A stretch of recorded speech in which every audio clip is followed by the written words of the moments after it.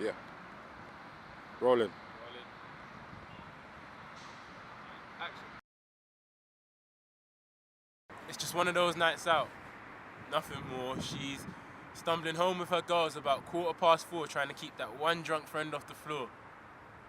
She reaches out to open the door, only to find it's not there anymore. And in its place, there's this guy, but he doesn't come through. He just steps aside and holds it open.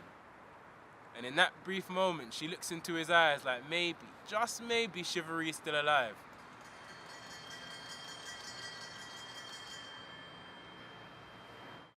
As her and her girls drag themselves on through, he glances back to enjoy the view, and what seemed like an innocent deed to me and you was just a chance for him to check before he moved. And from then it's Pete. She takes her girls upstairs and then sprints back down like, sorry, I think I dropped my key. And they both know that's not what she needs, but she needs a reason and he just has needs. And as time goes on, she still doesn't see senses. He busts his game under a false pretense, going on like he's D-Gent, when really he just wants to swim in her deep end. A plan that all depends on his ability to get her to let down her defense, and she knows that in these ends, you don't really see men. So she just wants to cement a relationship. She's been through too many, let's just be friends. Like I said, it's peak.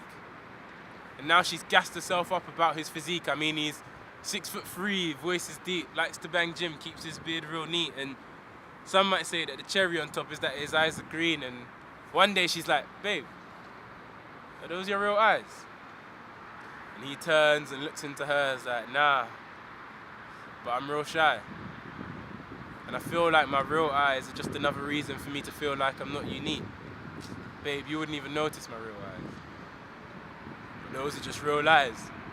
And he's good at it. If anything, that's what makes him unique. And in her mind, she's like, thank you, God, for allowing me to find a nice, good-looking guy who isn't afraid to show me his sensitive side. What a nightmare.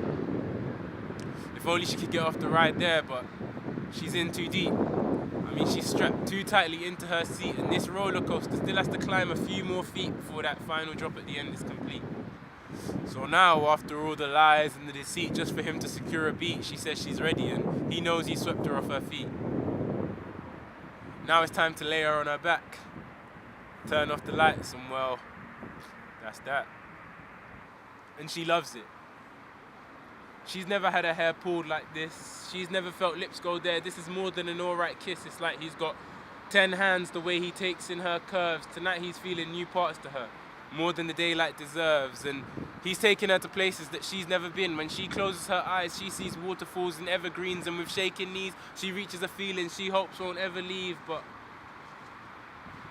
what she doesn't know is that all mutual feeling just ended with his heavy heave.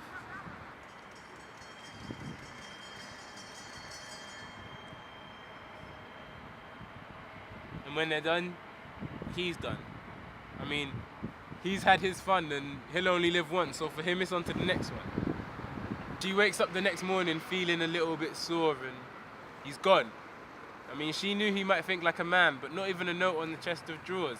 It was too good to be true, but her wounds are still raw. She feels like such a whore. And the worst part about it, the prick couldn't even shut the front door. He left it open. And in that brief moment, she's quick to conclude that she's got too much to lose to be left heartbroken. An appreciative token isn't enough for her to get roped in. She's too grown to be hosting such notions. See, going with the motions got her this far, and it's hard, but she's past just being a part of his past. So when building things to last like she's hoping, it's his intentions, not his actions, that should be her focus.